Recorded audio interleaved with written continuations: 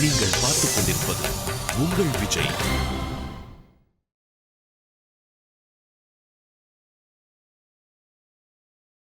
எனக்கு தெரிஞ்ச வரைக்கும் சரோஜா போன ஜென்மத்துல புண்ணியம் பண்ணிருக்கான்னு நினைக்கிறேன். அதனாலதான் இந்த ஜென்மத்துல சூர்யா மாதிரி ஒரு புள்ள கிடைச்சிருக்கா. நீ சொல்றது உண்மைதாம்மா. ஆனா என் புள்ள ஒண்ணு சூர்யா விட குறைஞ்சவன் கிடையாது. நீங்க எதுவும் சொல்ல வேண்டாம். உங்க புள்ளைய பத்தி விட்டா நீங்க சொல்லிக்கிட்டே இருப்பீங்க. ஆனா சூர்யா மாதிரி யாருமே இருக்க முடியாது.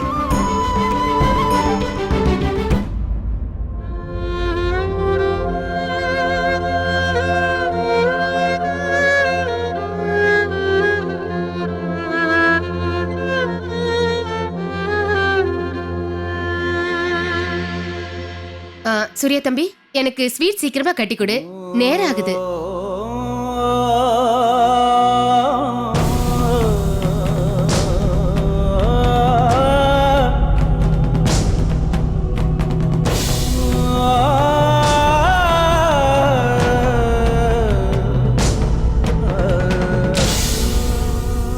ஏய், உண்மையா சொல்றேன், இந்த சைக்கிள் ரொம்ப நல்லா இருக்கு.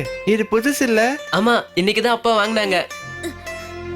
என்னப்பா புது சைக்கிளா? கொஞ்சம் கூட நான் ஓடி பார்த்தறேன். ஏய், கையெடு, இது என்னோட சைக்கிள். இதை நான் யாருக்கிட்டயுமே கொடுக்க மாட்டேன். வாங்க வாங்க, நம்ம போலாம். வா போலாம்.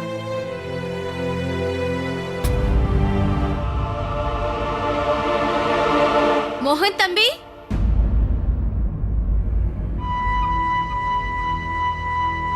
இந்தாங்க மோகன், உங்களுக்காக ஜூஸ் கொண்டு வந்தேன். எனக்கா? ஜூஸ்? இந்தாங்க, இத குடிங்க. இதுக்கு பதிலா ஒண்ணு கேட்கவா? கேளுங்க. இந்தாங்க குடிங்க. முதல்ல எனக்கு நீங்க ஒரு விஷயம் சொல்லுங்க. போலீஸ் ஆபீசரா படிக்கணும்னு சொன்னா அதுக்கு எவ்வளவு படிக்கணும்?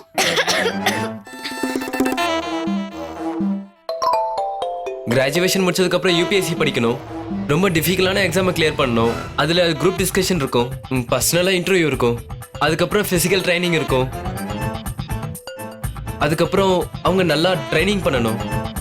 இதெல்லாம் கிளியர் ஆனதுக்கு அப்புறம் போலீஸ் ஆபீசரா போஸ்டிங் கிடைக்கும். அட கடவுளே, இப்ப நான் ஒரு உண்மையை சொல்லவா? இது வரைக்கும் நீங்க சொன்ன வார்த்தையில எனக்கு ஒண்ணு கூட புரியல. ஆனா ஒண்ணு மட்டும் நல்லா புரியுது.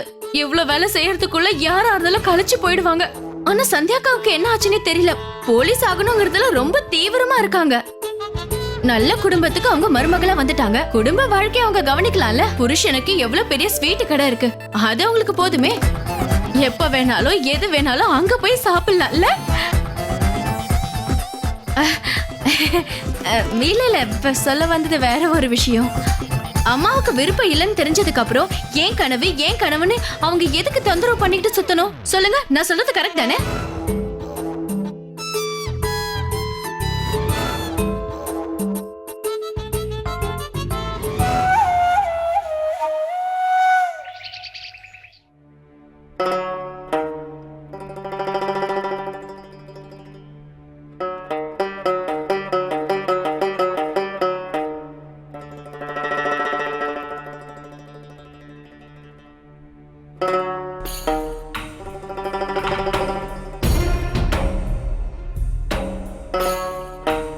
சந்தியாக்கா, இந்த தட்டை நீங்க ரொம்ப நல்ல அலங்காரம் செஞ்சிருக்கீங்க. ஆனா உண்மையிலேயே எனக்கு இப்ப ரொம்ப பயமா இருக்கு.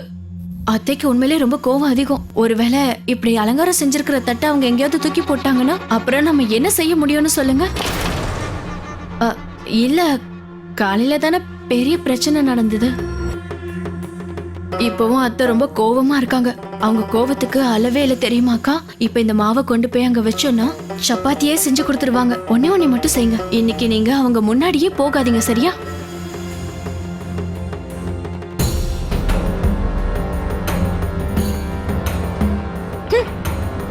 போகணும்னு நினைச்சா போகட்டும், அதனால எனக்கு என்ன? சிங்கத்தோட வாயில போய் தலைய வைக்கணும்னு சந்தியாக்காவுக்கு ஆசை இருந்தா என்னால என்ன பண்ண முடியும்? நான் எதுக்காக போய் தடுக்கணும்? ஆனா நான் முதல்ல போய் பார்க்கணும். அங்க என்ன நடக்குதுன்னு நான் தெரிஞ்சுக்கணும்ல.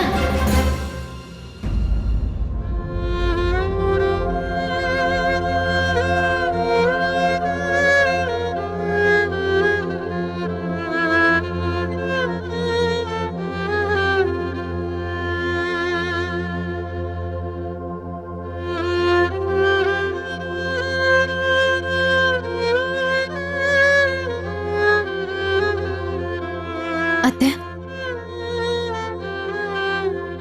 உங்களுக்கு பூஜைக்கு தேவையான பொருளை தயார் பண்ணிட்டேன். வாங்கத்த, போய் பூஜை பண்ணிட்டு வரலாம். அத்தை இப்ப கோவப்பட போறாங்க. கோவப்படுவாங்க, சந்தியாக்காவை திட்டுவாங்க. அதை நான் என் காதால கேட்கணும். அப்பதான் எனக்கு முழு சந்தோஷம்.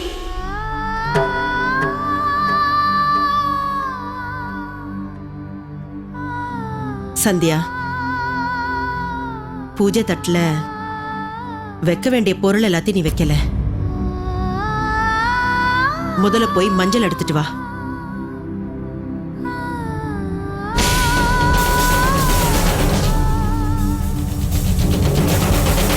சரிங்க அத்தை.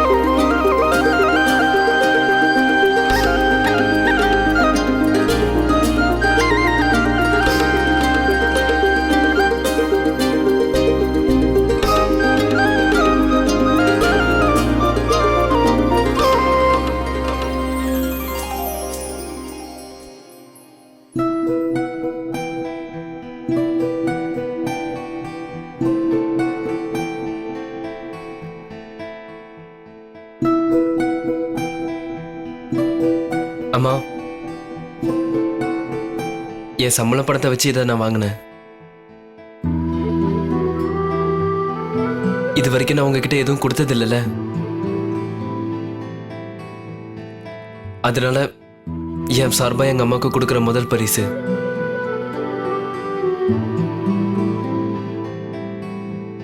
உன் வேலையில உனக்கு நல்ல முன்னேற்றம் கிடைக்கணும்.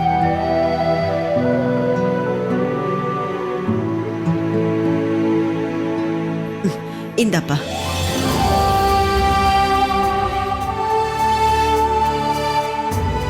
நல்லா இருப்பா.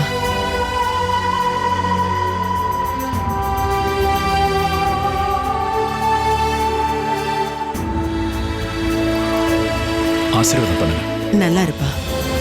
அம்மா, உங்களுக்கு ரெட் கலர்னா ரொம்ப பிடிக்கும்ல? உங்களுக்காக ஜெய்ப்பூர்ல இருந்து வர வச்சேன். இந்தாங்கம்மா. அந்த கடவுள் உனக்கு அழகான குழந்தையை கொடுக்கணும்னு ஆசீர்வதிக்கிறேன்ப்பா. இந்தப்பா சாப்பிடு. இந்த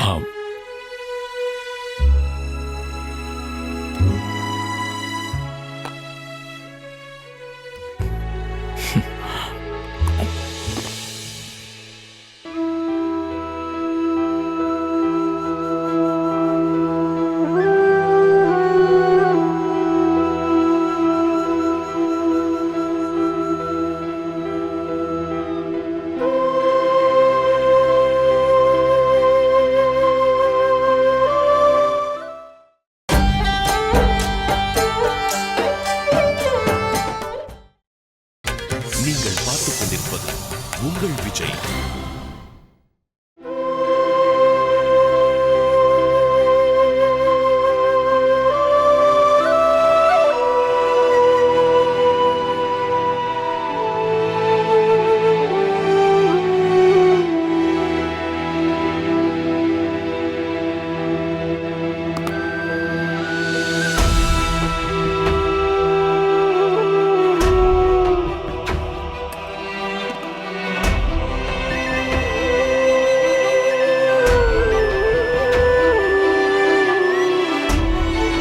அம்மா இந்தாங்க. இந்த துளசி மாலை நான் உங்களுக்கு தான் வாங்கினேன்.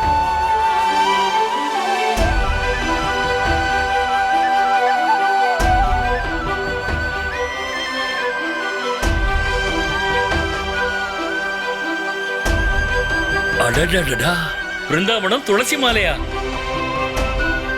சரோஜா, ரொம்ப நாளா நீ வேணும் வேணும்னு கேட்டுக்கிட்டு இருந்தல்ல? கண்ணா சூர்யா, நீ உண்மையிலேயே ரொம்ப நல்ல வேலை செஞ்சிருக்கப்பா. 2-3 மாசத்துக்கு முன்னாடியே எல்லா ஏற்பாடும் பண்ணியிருக்க போல இருக்கு. இந்த மாலை அவ்வளவு சுலபமா கிடைக்காதே. சரோஜா,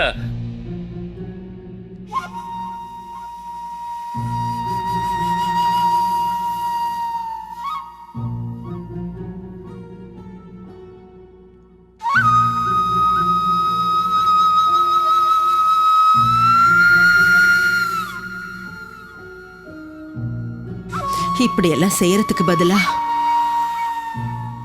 செஞ்ச தப்ப சரி செய்.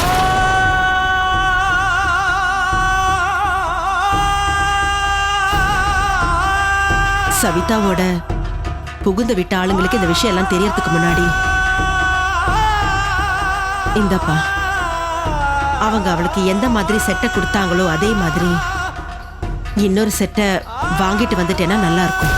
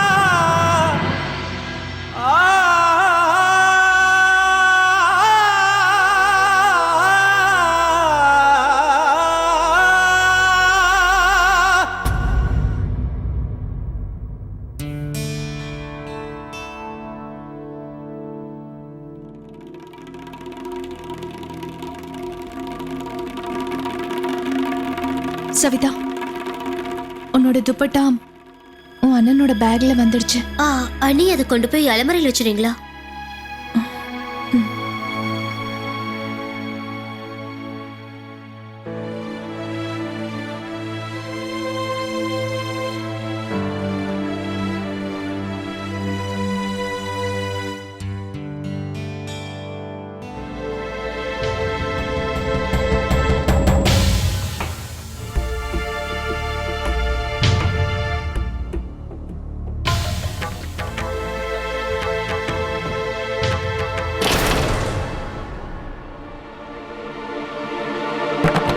அண்ணி இப்ப என்ன பண்றீங்க?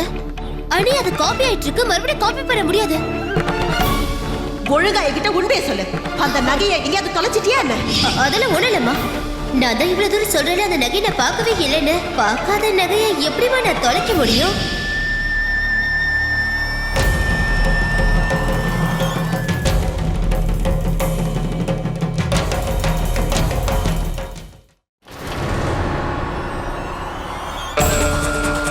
சவிதா, இந்த போட்டோல நீ போட்டிருக்கிறது அதே நகை தானே? உன் மாமியார் வீட்டுல உனக்காக கொடுத்த நகை. அது அண்ணி, அது வந்து ஆனா இந்த நகை திருட்டு போயிடுச்சுன்னு உங்க அம்மா கிட்ட சொன்ன. நீ சொன்னது எல்லாமே எனக்கு நல்லா ஞாபகம் இருக்கு. இந்த நகையை நான் தொட்டு கூட பார்த்தது இல்ல. இதை பத்தி எனக்கு எதுவுமே தெரியாதுன்னு சொன்ன. அப்ப அதெல்லாம் பொய்யா? இந்த நகையை பார்க்கும்போது நீ அந்த ஃபங்க்ஷனுக்கு இந்த நகையை போட்டிருக்கேன்னு எனக்கு நல்லா தெரியுது. ஆனா என்கேஜ்மெண்ட் மட்டும் நீ வேற ஏதோ ஆரம் போட்டு போயிருக்க. எதுக்காக இந்த மாதிரி பண்ண சவிதா? தயவு செஞ்சு என்ன மன்னிச்சிடுங்க அண்ணி. அது வந்து நான் ஹேர் செட் பண்றதுக்காக பியூட்டி பார்லர் போயிருந்தேன். அப்போ அங்கிருந்து வர அவசரத்துல நான் அதை மறந்து வச்சுட்டு வந்துட்டேன். அப்படி இருக்கும்போது எதுக்காக நீ உன்னோட அண்ணன் மேல தேவையில்லாம பழிய போட்ட? ஏன் சவிதா, ஏன் இப்படி மௌனமா நின்னுட்டு இருக்க? எதுக்காக நீ வீணா பழிய போட்ட? உங்ககிட்ட உண்மையை சொல்லிருக்க வேண்டியதானே? அண்ணி, அது வந்து என்னன்னா, நான் ரொம்ப பயந்துட்டேன். எனக்கு வேற என்ன பண்ண தெரியல.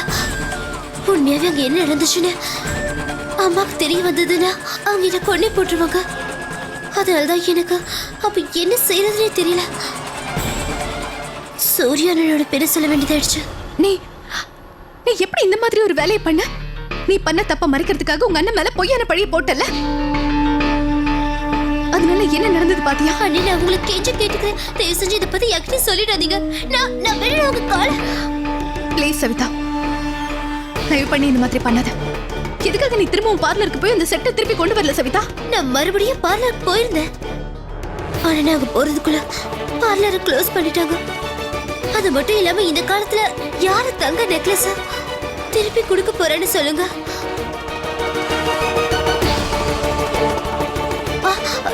எனக்கு இப்பதான் ஞாபகம் வருது. அந்த ஜிம்கி என்கிட்ட தான் இருக்காடி. இதை கொண்டு வரேன், புரிச்சிருங்க.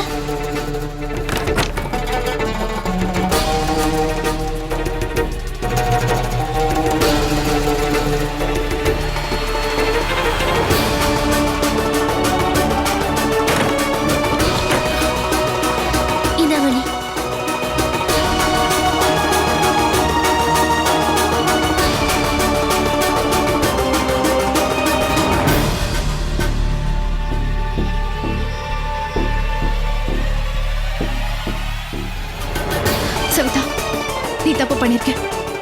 அதுக்கான தண்டனையை நீ அனுபவிச்சே ஆகணும். இப்பவே உங்க அண்ணன் கிட்ட வந்து நீ நடந்த விஷயத்த சொல்லணும். என் கூட வா சவிதா. அண்ணி, எனக்கு அவ்வளவு தைரியம் இல்லை அண்ணி. என்னால அண்ணன் முன்னாடி நிக்க முடியாது. நீங்களே போய் அண்ணன் கிட்ட நடந்த எல்லாத்தையும் சொல்லிடுங்க ப்ளீஸ். சவிதா, நான் சொல்ல மாட்டேன். இப்ப நீயா வந்து உங்க அண்ணன் கிட்ட எல்லா உண்மையை சொல்லணும். இப்பவே வா.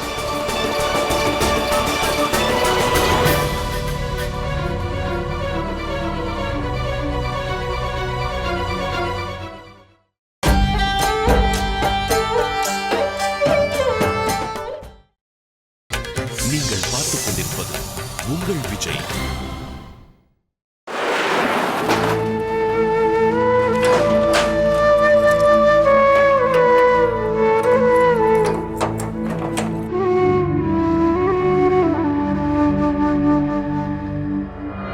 சூரியனா, சவிதா, என்ன விஷயமா? இந்த வேலை இருக்கா? அது உங்ககிட்ட மன்னிப்பு கேட்கதான் வந்தேன். எதுக்கு மன்னிப்பு கேட்கணும்? அது வந்து அன்னைக்கு நெக்லஸ் காணாம போச்சுல, அதை நான் தான் தொலைச்சேன்.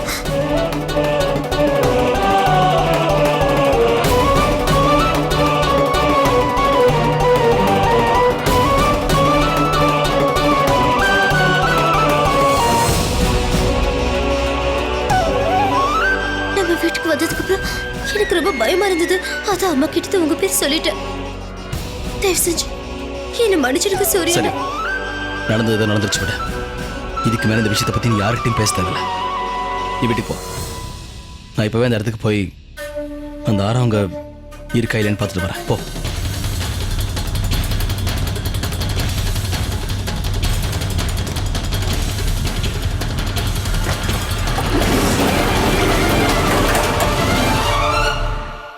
அம்மா கஸ்தூரி, புளியும் உப்பு கொண்டு வரதுக்கு ஏன் இவ்வளவு நேரம் ஆகுது? சீக்கிரம் கொண்டு வா.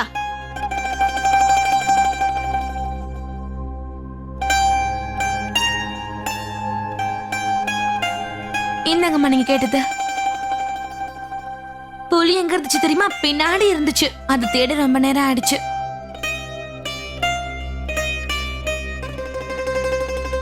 அம்மா, எப்பவுமே தீபாவளி பண்டிகைக்கு இதே விளக்கு தான் ஏத்துவீங்களா? ஏன் அப்படி? ஆனா இந்த விளக்கெல்லாம் ரொம்ப அழுக்காயிடுச்சே. கஸ்தூரி, மூலையில போட்டு வச்சிருந்தா எந்த பொருளுமே அழுக்காயிடும். புளியும் உப்பும் வச்சு தேய்ச்சோம்னா இது பளிச்சுன்னு ஆயிடும். அப்படியா? அப்ப ரொம்ப அழகா இருக்கும்ல.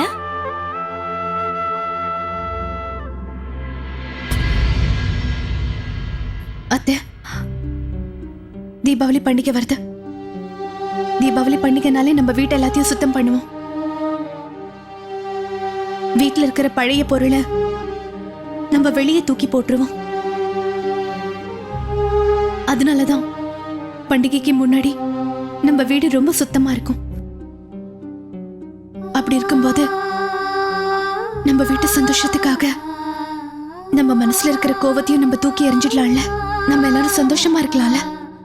நடந்த எல்லா சம்பவத்தையும் மறந்து மறுபடியும் நம்ம சந்தோஷமா ஒண்ணா இருக்கலாம். அத்தை நம்ம அந்த மாதிரி இருந்தோம்னா நம்ம வீட்டுக்கு ஒரு புது கலையே வரும்.